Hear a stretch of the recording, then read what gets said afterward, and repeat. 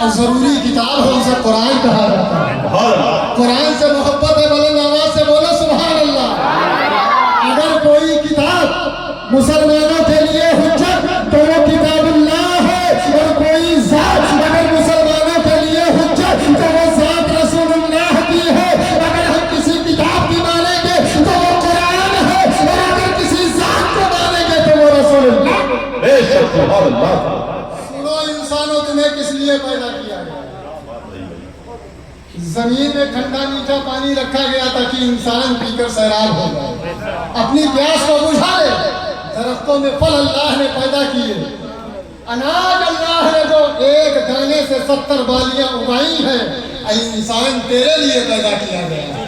یہ دنیا کی آشائشیں تیرے لیے بنائی گئی، مگر کیا تم نے سوچا کہ تجھے کس لیے بنایا گیا ہے؟ ہم مسلمان ہیں اور ہم قرآن کو مانتے ہیں، ہم کسی اور سے نہ پوچھیں گے کہ انسان کو کس لیے بنایا گیا ہے۔ ہم قرآن کی بارگاہ میں عریضہ پیش کریں گے، اے قرآن تو بتا کیا انسان کو ظلم کرنے کے لیے پیدا کیا گیا؟ اے قرآن تو بتا کیا انسان کو اس لیے پیدا کیا گیا تاکہ دوسروں کے بہو بیٹیوں کے سر سے یہ عزت کی چادر کو چھین لے؟ اے قرآن تو بتا کیا انسان کو اس لیے پیدا کیا گیا کہ وہ ناجائز و ناجائز مال حاصل کر کے اپنی اونچی اونچی بلڈنگوں کو بنا سکے؟ اے قرآن تو بتا کیا انسان کو اس لیے پیدا کیا گیا کہ اپنے سے کمزور کو دیکھ کر اس کو دبایا جائے؟ اے قرآن تو بتا کیا انسان کو اس لیے پیدا کیا گیا کہ بیواؤں کو ستایا جائے؟ اے قرآن تو بتا کیا انسان کو اس لیے پیدا کیا گیا تاکہ نبیوں کو ستایا جائے؟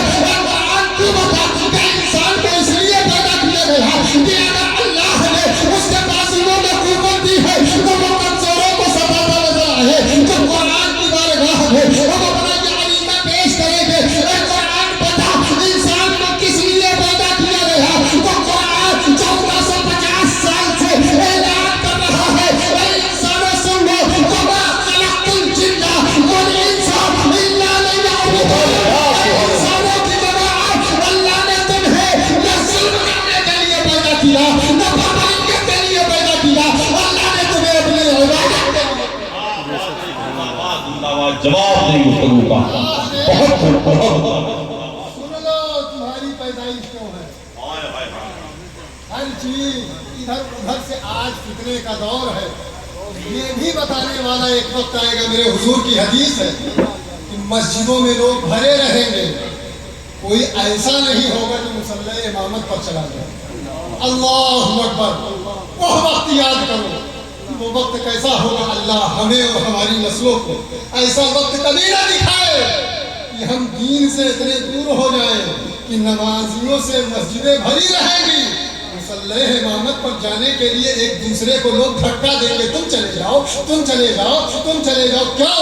اس لیے کہ دین سے دوری ہو جائے گی، علماء سے دوری ہو جائے گی، دین کی بے قدری ہو جائے گی۔ جب لوگ دین سیکھنا بند کر دیں گے تو جنازے رکھے رکھے سرے رہ جائیں گے، اس کو آبادی ایک لمحہ کے لیے کھڑے ہو جائے، کھڑے ہو جائے۔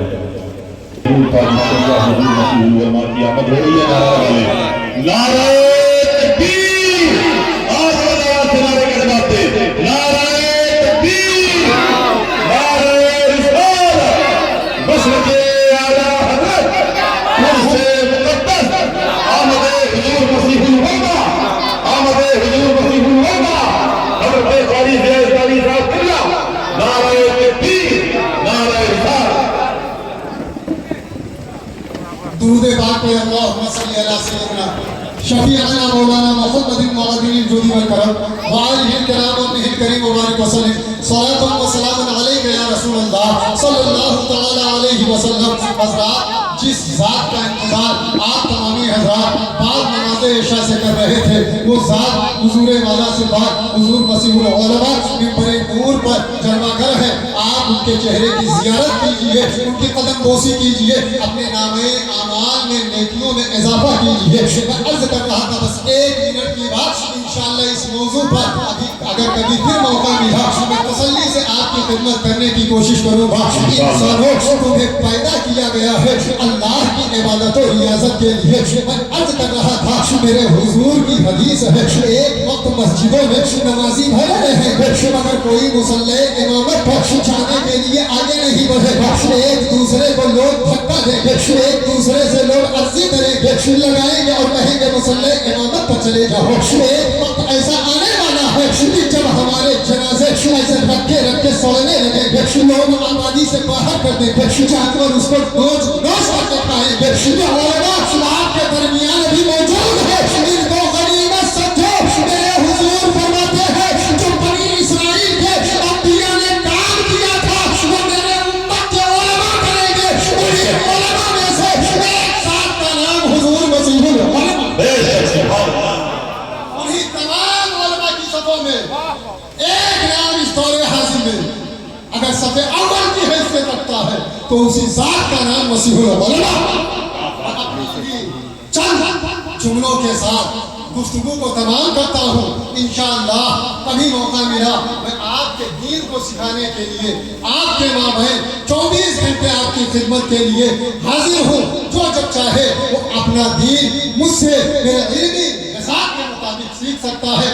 انشاءاللہ تبارک و تعالی آپ تمامی حضرات کو بتاؤں 30 تاریخ کو اسی مہینے میں حسین بھائی کی طرف سے اسی محلے میں حضور مسیح العلماء کی تعریف لی گئی ہے. دیگر علماء کرام بھی تشریف لائیں گے. آپ تمامی حضرات اسی طریقے سے اسلامی شان و شوکت کے ساتھ اپنا دین سیکھنے کے لیے ایسی محفلوں میں حاضر ہو جائیے گا. جشن عید میلاد النبی زندہ باد. مسلک اعلیٰ حضرت پائندہ باد. وما علینا الا البلاغ. السلام.